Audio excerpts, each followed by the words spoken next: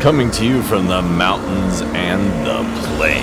The only conservative voices brave enough to push back. This is the Conservative Daily Podcast with Joe Otto. That's what the Second Amendment was designed to do. If you're going to do something to nullify or take away my rights under the Constitution, come get it. Max McGuire. When you look at politicians on the left, they need to convince people that they are victims. A resistance to the resistance. And now your hosts, Joe Otto and Max McGuire. And welcome back to another edition of the Conservative Daily Podcast. My name is Max McGuire, coming live with our special weekend edition of the Conservative Daily Podcast. This is where we have a Saturday show and we talk a little bit about history. We don't talk as much about the events of the day, but we try and talk a little bit about history, the things we wish we could talk about if we weren't, and again, this is something we have to do, but if we weren't covering the day-to-day attempts to steal this election, the things that we would have wanted to talk about, things about history that matter. So that's what these weekend podcasts are going to be about. So everyone, make sure that you hit that share button on Facebook. Make sure you give us a thumbs up. Make sure you comment on YouTube. Make sure you give us a thumbs up, like the video, hit the subscription button, hit the bell for notifications if you haven't already, and comment as well. I'm streaming this on my own today, so it might go down briefly. If it does, don't worry, I'll get it back up. But I'm trying to stream to both Facebook and YouTube simultaneously. So give me a little love, hit that thumbs up, hit that like button. Really would appreciate it. So today we're going to be talking about the Battle of Athens, not Athens, Greece, not Athens, Georgia, Athens, Tennessee. This is the spot of something that happened in American history that doesn't get taught in high school history textbooks. I mean, maybe it does in Tennessee, for all I know. I don't live in Tennessee. But it's one of these events, when you hear the mainstream media say that voter fraud does not happen, it's one of these things where when you know about this, it leaves you kind of scratching your head because American history is full of examples of voter fraud, Democrats trying to steal elections. Last week on our special weekend edition of the podcast, we talked about the election of 1876, how Democrats in Florida, Louisiana, South Carolina literally tried to steal that election, and it was up to Congress to make sure that they didn't get away with it. This week, we're going to be talking about, again, the Battle of Athens. So again, if you know this, feel free to share. If you don't know it, sit back and enjoy this little history podcast. Oh, a little bit of housekeeping. Tonight, we are probably going to go live tonight at 10:30 Eastern. I know that's crazy. 8:30 Mountain for Joe, 10:30 Eastern, 9:30 Central. We're trying to get a really big guest.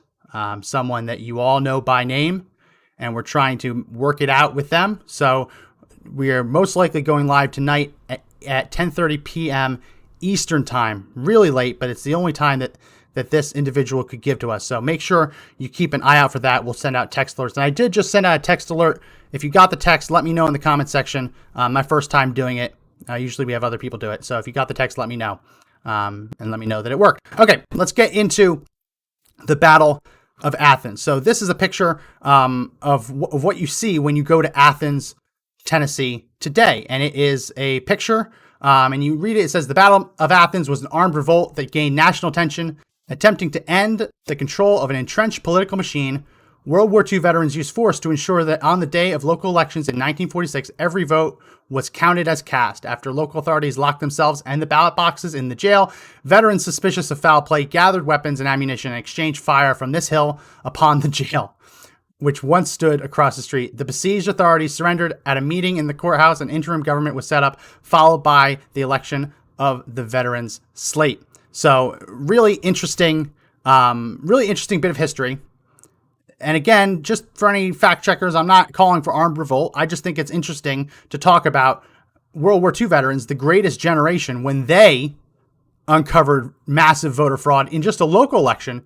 They literally got the guns and stormed the jail where they were stuffing the ballot boxes. But let's get into this. So Athens, Tennessee is in McMinn County. McMinn County. You can see right there in the middle is Athens, Tennessee. And if I say Georgia by accident, I apologize. I'm just so used to saying Athens, Georgia. Athens, Tennessee, McMinn County. Now, that county had been Republican for the longest time. But in the 1930s, specifically in 1936, that changed. A man by the name of Paul Cantrell was elected sheriff. So he was actually elected sheriff, and he got the support from the entrenched Democrat machine up in Memphis, and he won the sheriff's race. Eventually, he starts moving up the ladder, and he becomes, I believe, a state senator. He becomes a state representative. So that's Paul Cantrell, an important name, because he goes from benefiting from the Democrat machine to basically running it.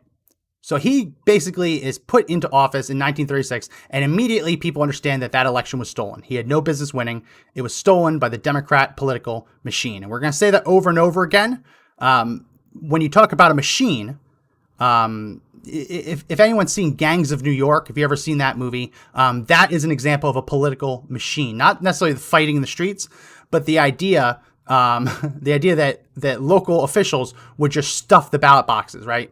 And they'd send people in to vote. When they came out, they'd go to the barbershop, they'd cut their hair, and they'd go and vote again, right? Really, really shady stuff happened at the turn of the 20th century, and even into the first half of the 20th century. So when we talk about machine, it basically, what that means is that they're political officials who have been in power so long they just run things. And as we know, absolute power ends up corrupting absolutely in pretty much every case. It'd be very hard to find someone who's been in office for years or decades and not abuse their power in some way, shape, or form. So this is Paul Cantrell. He enters into public office in 1936, widely seen to be a stolen election. Actually, let me see what they called it. They called it the vote grab of 1936. That's how it was referred to locally. So he became sheriff in 1936. Eventually, he becomes a state legislator, and the sheriff becomes this man, Pat Mansfield. Now, I'm sorry, the pictures aren't that great from the 1940s and 30s, but this is what we have of Pat Mansfield. He became the sheriff, and like his predecessor, he was incredibly corrupt. He worked for the Democrat machine. Without the Democrat machine, he would have nothing, so he owed everything to them, and he was committed to making sure that the Democrat machine prevailed. So that is happening in the 1930s into the 1940s. And what's going on at that same time? We're having World War II. So thousands of fighting age men, and for being completely honest, boys, from McMinn County, Athens, Tennessee, they go over and they fight in the war, right? The United States, as we all know, spoiler alert, the United States won World War II. I hope I didn't ruin it for anyone who was waiting to watch the movie. We won World War II, and our guys came back. And that led to what many people agree to be one of the biggest periods of growth in American history. The New Deal politics of FDR isn't what got us out of the Depression. It was federal government spending and the war effort that basically forced us out of the Depression. So all those guys returning home, they came home to a much better economy than when they left, right? They settle down, they have families. It's a very prosperous time for America. The late 40s, 50s, and 60s. Not saying that it wasn't without problems, as we'll talk about in a second. A lot of racial problems going on in the country still at that point. But just in terms of like economic booms, it was a very stable time in America. So all the boys come back from World War II, and they noticed something. They noticed that the country that they had left, or at least the county they had left, had become significantly more corrupt than it was as they left us. And I want to read a little bit of an interview by a man named Bill White. Bill White ended up leading or being one of the leaders behind what ended up being called the GI Slate. So one of the ways that the World War II veterans in McMinn County fought against corruption is they decided to put their own candidates up for local election. And they called that the GI Slate. Bill White, Bill White was one of the vets who helped lead that effort. And he's done interviews. It's been transcribed. I don't know if he's still with us. Many of these people, unfortunately, are no longer with us. So what we're left with is the stories they told, the history that they documented. So I want to read a little bit of this.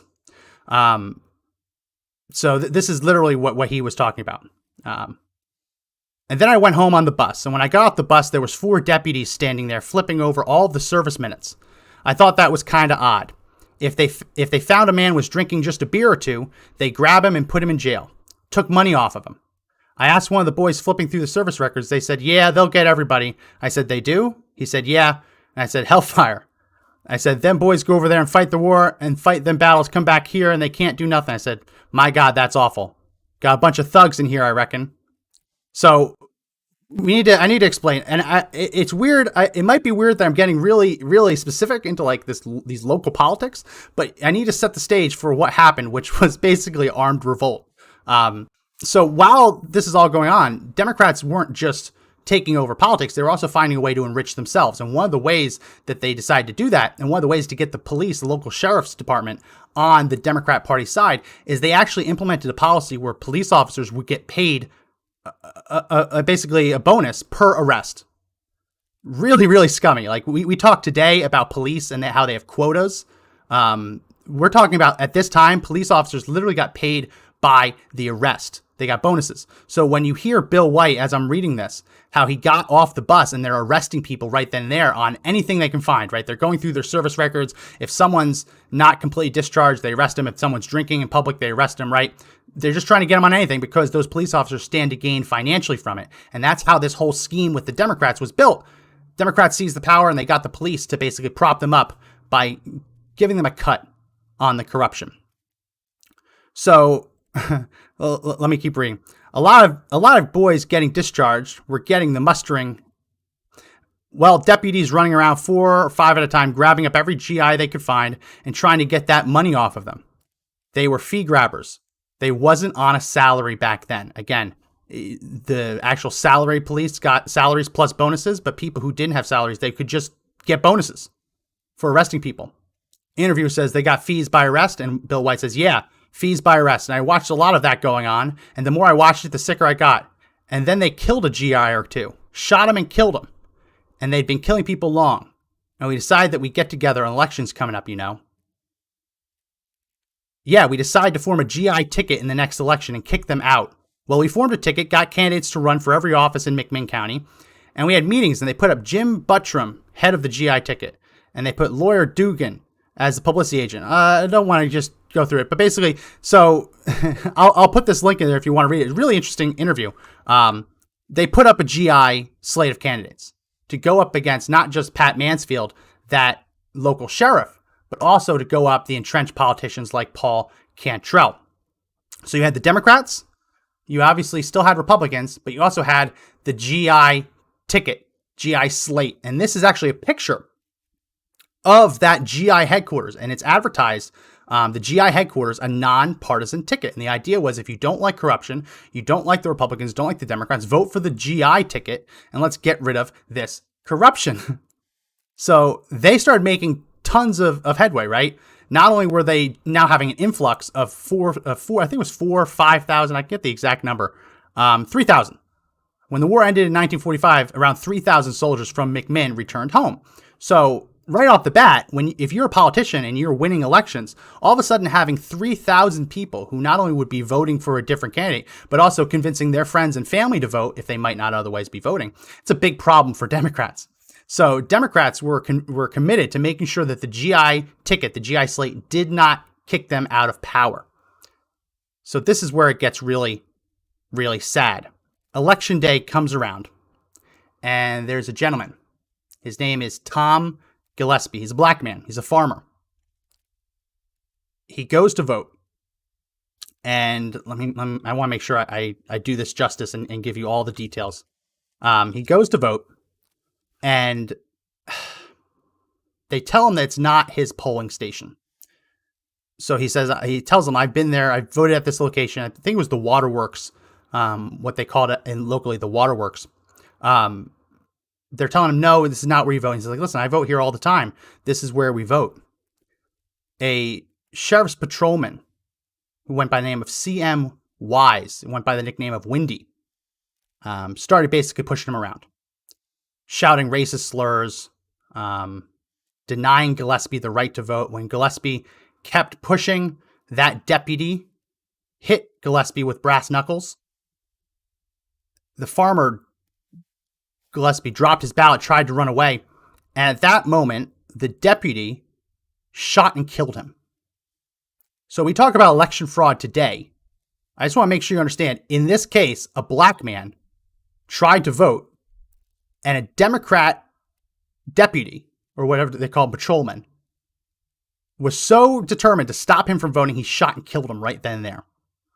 So that kind of set everything into motion. Democrats had expected, okay, yeah, we're going to get some GI voters, but we can manufacture enough votes at the end of the night. It'll be fine. What they didn't expect was that their one deputy, their one patrolman, CM Wise, Windy Wise, was going to shoot and kill someone for trying to exercise their right to vote. So that kind of made everything go haywire. Democrats grabbed up the ballot boxes and rushed them away in the chaos. The vets are like, whoa, wait a minute. Someone just got shot and killed at a polling place? What's going on here? They see the ballot boxes are gone.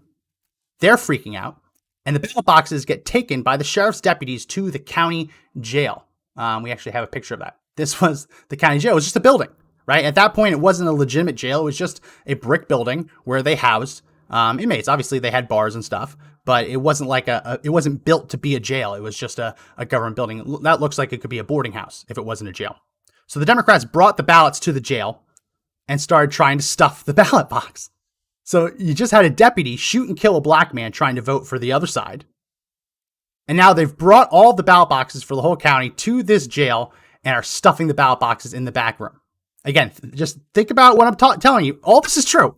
All this is true. And now think about the parallels in what we saw in places like Milwaukee, in Detroit, and Philadelphia. Not people getting shot, but under the cover of darkness, when all the poll watchers were out of the room, they're counting the ballots, right? You go through history, I can show you multiple instances in history when Democrats were counting ballots when no one was watching, and they decided to sway it one way or another. So they bring it to the jail. I'm going to keep telling the story. Make sure that you hit that share button, though, on Facebook. Make sure you hit the share button. Make sure you give us a thumbs up, make sure you comment on YouTube. Make sure you give us a thumbs up. Very important. Make sure you hit that subscribe button, hit the bell for notifications, and comment as well. So they bring it all the ballots to the jail, and the vets are freaking out because the corruption that they had promised that they were going to fight against is now playing out right in front of them. And they're saying, what do we do? What do we do? What do we do? Well, being World War II veterans, being trained in the use of firearms, what did they do? They went and got the guns. What they got specifically, these guys. This is an M1 Garand or Garand, depending on how you pronounce it. M1 Garand. Actually, apparently, they only had a few of these. They mostly used M1917 bolt-action rifles. But I figured this is as good of an opportunity as any for me to show off my M1. But they went to the National Guard Armory. They raided the armory, and they got as many small arms as they could. The vets. Like, literally, they went to the National Guard Armory, broke down the door. Apparently, actually, they found a key. But they broke in, took the guns, and said, you know what, this isn't going to stand. We're not going to let them stuff the ballot boxes after killing a guy. Now, we're going to stop this right here and right now. So they get the guns, and then they start surrounding the jail. Like, these are real pictures. These are the vets backing the GI ticket, literally going after, surrounding the jail, and opening fire. Like, they didn't just it wasn't just a standoff. They were firing at the jail, trying to hit. There were people who were shot. They shot cops. I'll say this again. They shot cops because those cops were part of this corrupt scheme that was literally trying to steal a local election. Now, if they're willing to do this for a local election, it kind of makes you wonder why people are just bending over backwards now, bending over and giving up now and saying, oh, it's over, Trump lost. I mean, these guys had local town races stolen from them and they start shooting people. But again, they didn't, to borrow a phrase from Rambo, the vets didn't draw first blood. The corrupt sheriff's deputy, patrolman, whatever you want to call him, he drew first blood when he killed Tom Gillespie, who was simply trying to vote. So we have the vets literally shooting at the police officers in the jail. Here's another clip, literally shooting at the police. They're shooting at them. At that point, they realize, okay, this is a brick building. We're not going to just be able to shoot these guys with our M1s or our bolt action rifles. We got to do something else. Says, oh, hold on, I'll be right back. One guy leaves. He comes back with dynamite. I kid you not. The guy comes back with dynamite. And having worked in the military. He knew how to set it up, right? He taped the dynamite together, put a blasting cap in it, ran a fuse, and they had explosives. So then they start lobbing explosives at the jail. This is all true. The vets start lobbing dynamite at the jail. And then they realize, oh, we don't have strong enough arm. So instead of destroying the jail, they destroyed the cop's cruiser. Like that's a picture from the morning after. They blew up one of the police cruisers and literally it flipped upside down from the blast.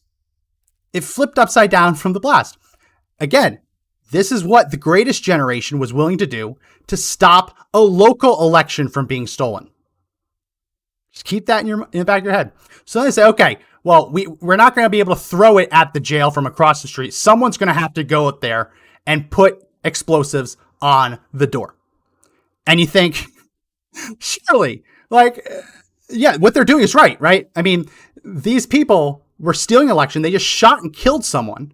They killed multiple vets. They were basically shaking everyone down, stealing their money, arresting them on bogus charges. This is tyranny. This is why the founding fathers gave us the right to keep and bear arms. To keep and bear arms, we don't have the right to keep and bear arms in case the deer attack, in case bears or pheasants attack. It's in case government gets out of hand. And it's not just federal government, it's state, local as well.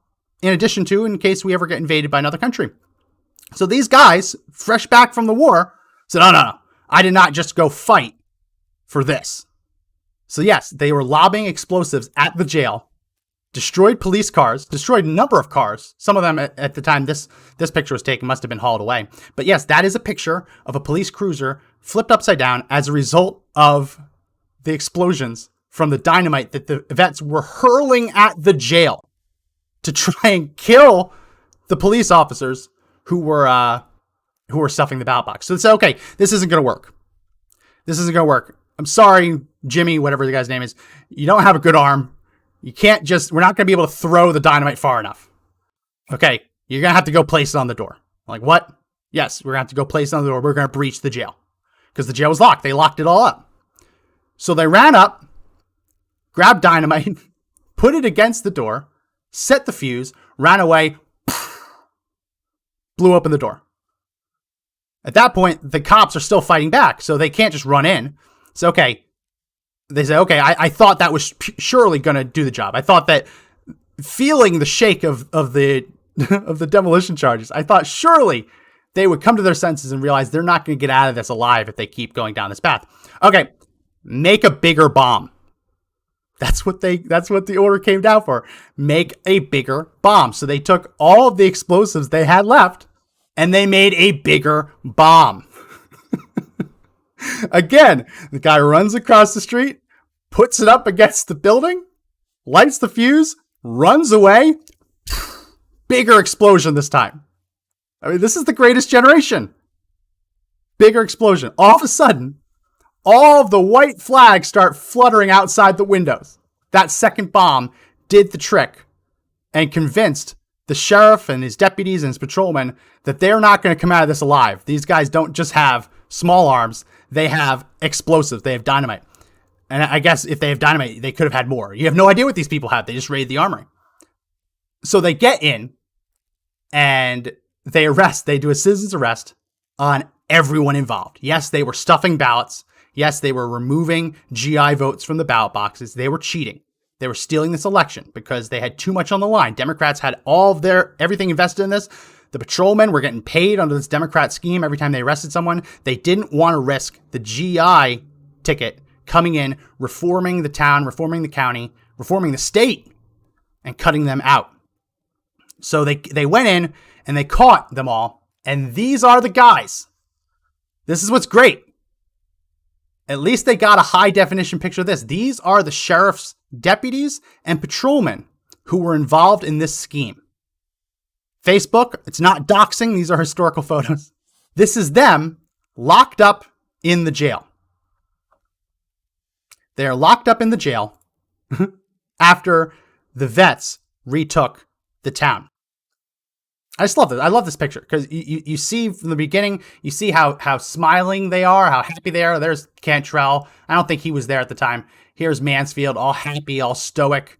And then this is what they look like once the jig is up and they're caught.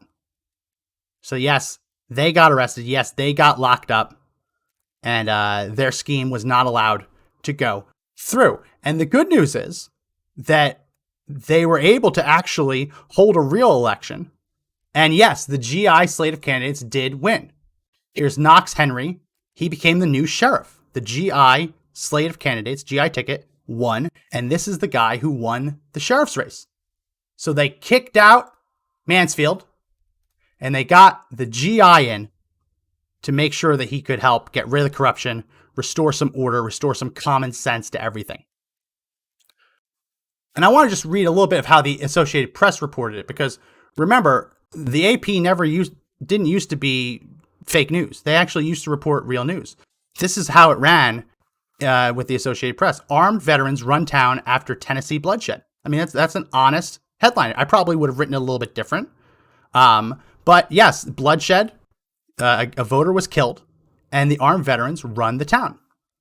And it says, Athens, Tennessee, August 2nd. War veterans who backed up their veterans who backed up their ballots with bullets and won in a raging 6-hour battle that left 18 wounded and the county jail in a shambles, patrolled strife-torn McMinn County with rifles tonight to maintain order. So they didn't just stop the steal. They also then basically took over the town. Eventually, the state came in, right, and restored order. But they weren't just stopping that. They said, okay, you're done. You're not enforcing order at all. You're done. We're the cops now. But that's how the AP used to report honesty like this. Like, yeah, someone was killed trying to vote. The vets came in, bombed the jail to stop them from stuffing the ballot box, arrested them all, and then patrolled the town to make sure there was order.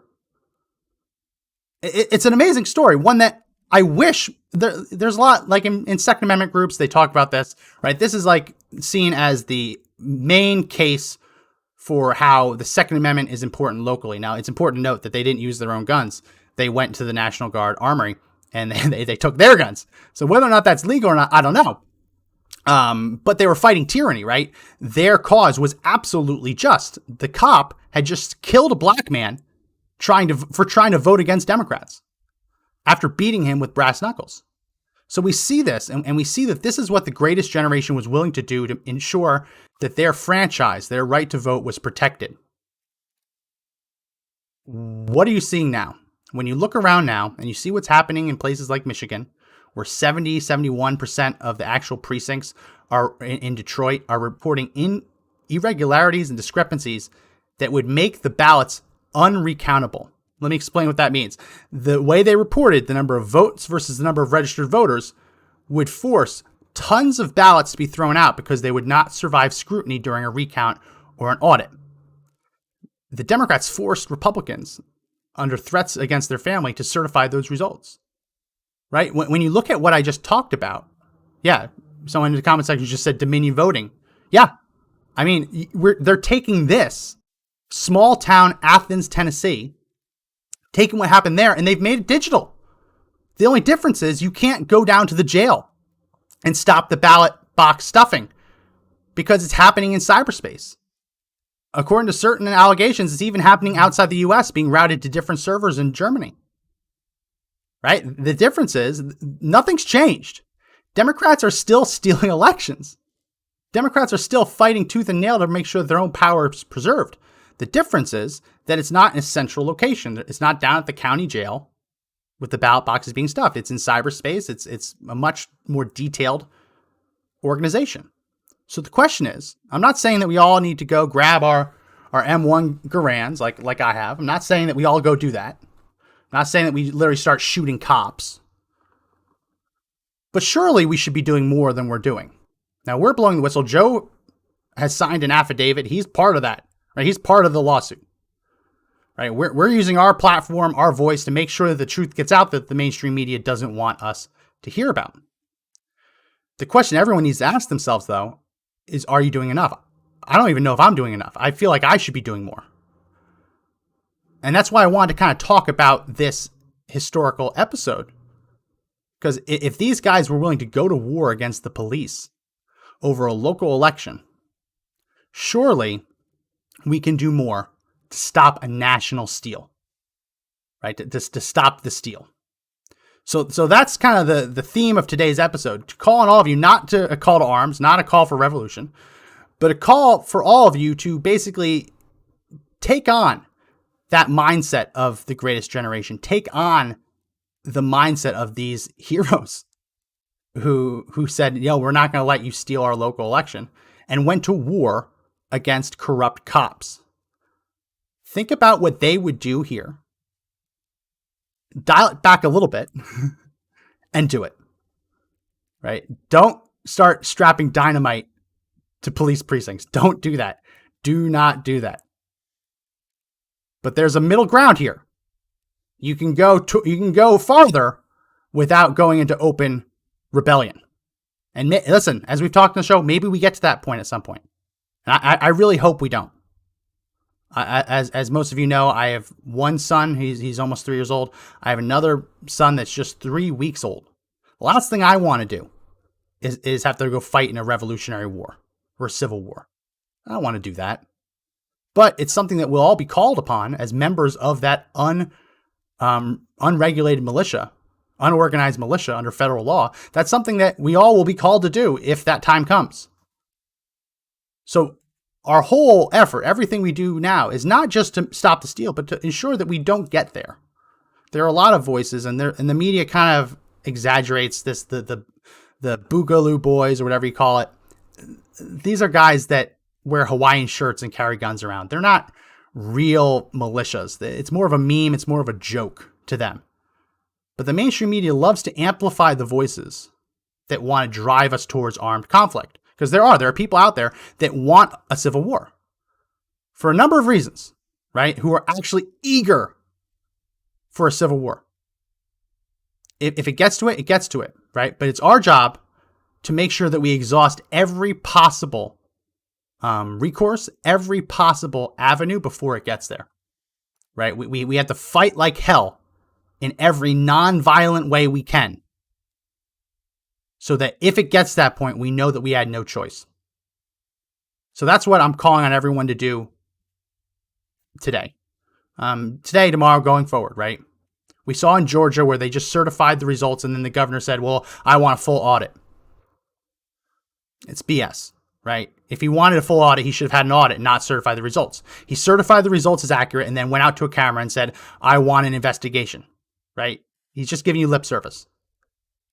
In Wayne County, Michigan, where they refused to certified, and then tried to rescind. There's actually no legal way to rescind your vote. Once it's done, it's done. So they voted, and then they went to the mic and said, oh, no, we don't want to do that. We rescind. Well, again, talk is cheap. You see in Pennsylvania, where the Pennsylvania legislature, as we mentioned, has now voted to initiate an investigation, a full audit of the election. Caveat, they're demanding that it be finished by next February. Far too late to ensure that the election is not stolen for Joe Biden before the inauguration. So we hear a lot of talk. We have to make sure that these GOP politicians, these cowards, these spineless idiots, that they don't get away with this, right? Because they're talking good talk, but it's basically misdirection. They're getting you all to pay attention to what they're doing here, and then they're robbing you here, right? They're saying, oh, we're going to fight, we're going to audit. And then while he's saying that, the Georgia governor is actually certifying the results. So part of what I'm talking about is fighting like hell to put pressure on these elected officials at all levels of government to make sure they know that they're not going to get away with this. Right? There's an argument to be made that if the Republicans do not hold the line here, Republicans will never win another election. If the Democrats are able to get away with this theft, with this fraud, then Republicans will never be able to win again because they'll just keep building on it. That's one argument, right? The other argument is that if Republicans let this happen, they don't deserve to ever win another election. Right? It's a subtle difference, same outcome. Look at Mitt Romney. Mitt Romney refused to actually fight in 2012, even though, as we've mentioned on other podcasts, he didn't get a single vote in 59 precincts in Philadelphia. That is statistically impossible, right? 59 precincts. Odds are that someone would at least accidentally vote for him. The odds of someone not getting a single vote in 59 precincts It just doesn't happen. But Mitt Romney didn't fight. He said, "Oh, listen, I lost. Now Mitt Romney is calling on Trump to do the same. Mitt Romney would have conceded 5 times by now. He would have conceded, and then conceded again just to make sure we knew what he really felt. You see Lamar Alexander. Lamar Alexander represents Tennessee. Lamar Alexander is retiring at the end of the year. He has no pressure on him. He's done, right? He is now pressuring on Trump to concede and give up. Joni Ernst in Iowa rode Donald Trump's coattails. Joni Ernst would not have won without Donald Trump. It is Donald Trump who helped drag Joni Ernst across the finish line. And what's her thank you? She says now that Trump needs to concede. This is who we're dealing with, folks. People who think they can stab you in the back and you'll forget about it and keep supporting them. So again, part of this fight like hell mantra is to make sure that you make it known to every single elected official. If you want to use our fax blast system, it's a great way to do it. Also, there's a link in the description. Sign up for our email newsletter. We send out email alerts every day of what's going on to pressure Congress to do the right thing.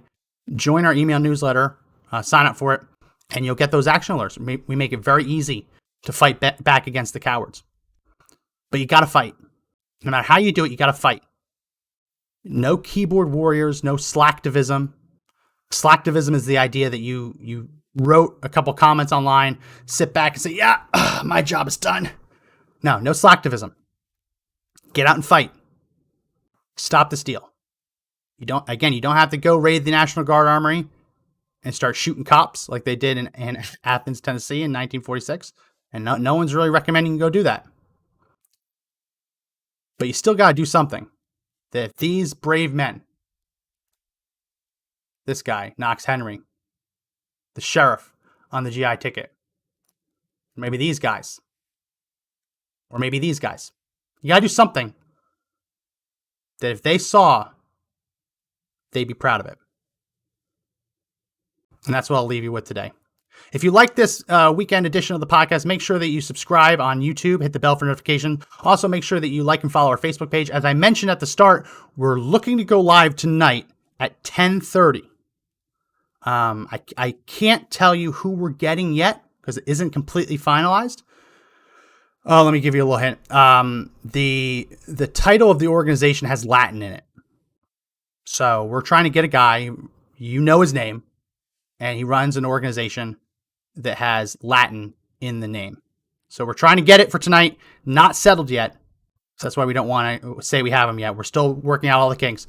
But if we do get it, we'll be live tonight at 10:30 p.m. Eastern, 9:30 Central, 8:30 Mountain, 7:30 Pacific. So make sure you tune in for that as well. And we will send out a text message so you can get that alert as well. We moved down a little bit in the rankings for Apple Podcasts. We're now, I believe, 33. We dropped a little bit, so we need your help. If you haven't already, make sure you subscribe to us on Apple Podcasts. There's a link in the description. Hit that subscribe button, leave us a good review, and download the podcast. If you hit subscribe, it'll automatically download. Very easy to do if you have an iPhone, a MacBook, or an iPad. If you don't, and you still want to, please do also help us. We're trying to get sponsors for the show and all that. Make sure that you subscribe to our audio version on Google Play Store, Spotify, Pandora, iHeartRadio, TuneIn, or Podbean. All great places to listen. If you can't watch live, you can still listen as you go about your day. Also, again, text FREEDOM to 89517, and you'll receive text alerts when the podcasts go live. People saying that they got it today, which is great. We'll keep doing that. People seem to like it, and it just shows how Facebook and YouTube are putting their fingers on the scale to stop our alerts from going out. Also, we do have that newsletter, as I mentioned, link in the description. Sign up and you'll receive our action alerts. And we are on Parler at Conservative Daily. I am at Max McGuire, and then you can also follow Joe at Joe Altman. Follow us on Parler because eventually we will probably be leaving Facebook. Last person to leave Facebook, make sure you turn off the lights. But until then, we're going to keep using this platform to amplify our voice and get out and reach you. Oh, also, I can't forget this. The podcast is brought to you today by our store, the Conservative Daily Store. Conservative Daily Store. This is our Come and Take It Christmas shirt. It's probably too late now to get the Thanksgiving shirt, but order the Come and Take It Christmas shirt modeled after the famous Texas battle flag. Come and take it with a cannon. The Texans fighting the Mexican army. The Mexican army said, surrender your weapons. And Texas, in following like the Battle of Thermopylae, following the Spartan battle cry, said, come and take it. And they put it on a flag, and it's a thing in Texas. So we now have this. It's the Christmas version, because the left is coming after Christmas, just like they're coming after Thanksgiving, to criminalize the act of joining together with friends and family to celebrate the birth of Christ. So make sure that everyone knows you will not stand for that. Pick up one of these shirts, link in the description, help support the channel, and help piss off some liberals in the process. I think I did everything. That's going to be it for this edition of the podcast. Remember that the fight to take back our country clearly is not over, but the only way we win is if we all stand up and fight together.